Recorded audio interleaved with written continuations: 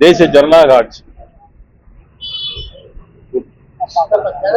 கூட்டணி கட்சியினுடைய ஆட்சி.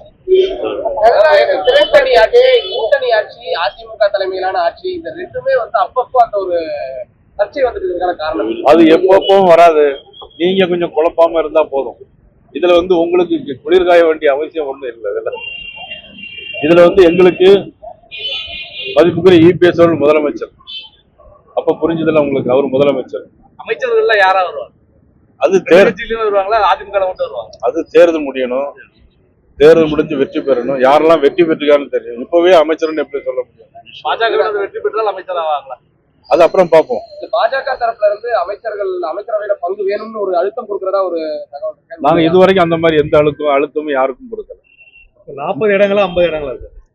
அது உறுதி பண்ண உடனே உங்களுக்கு கண்டிப்பா நாங்க சொல்லிடுறோம். 50 இடங்கள். அது எப்படி நீங்க சொல்றது இல்ல, அது நாங்க முடிவு பண்ணிக்கிறோம். அதாவது இரட்டை எண்ணிக்கையில் பாரதிய ஜனதா கட்சியினுடைய சட்டமன்ற உறுப்பினர் சட்டமன்றத்தில் செல்வார்கள். 11 இருக்கு, 20 இருக்கு, 20 இருக்கு, 30 இருக்கு.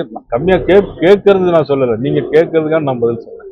அமித்ஷா அவர்களை இங்கிருந்து போகக்கூடிய தலைவர்கள் அதிமுக அது வர வச்சு அழுத்தம் கொடுக்குறாங்க அப்படிங்கிற மாதிரியான ஒரு கருத்தை இங்க இருந்து பேசிருக்காரு. நீங்க அப்படிலாம் தவறா நினைக்கிறீங்க. பேசுனா அழுத்தம் கொடுக்கறதுன்னு எங்க கருத்து அப்படி ஒண்ணு இல்லைல்ல. இன்னைக்கு நம்ம 2 பேரும் சந்திச்சு பேசுறோம். நீங்க அழுத்தம் கொடுத்து கேள்வி கேட்டு நான் பதில் சொல்லல, நீங்களா கேள்வி கேட்க நானா பதில் சொல்லல.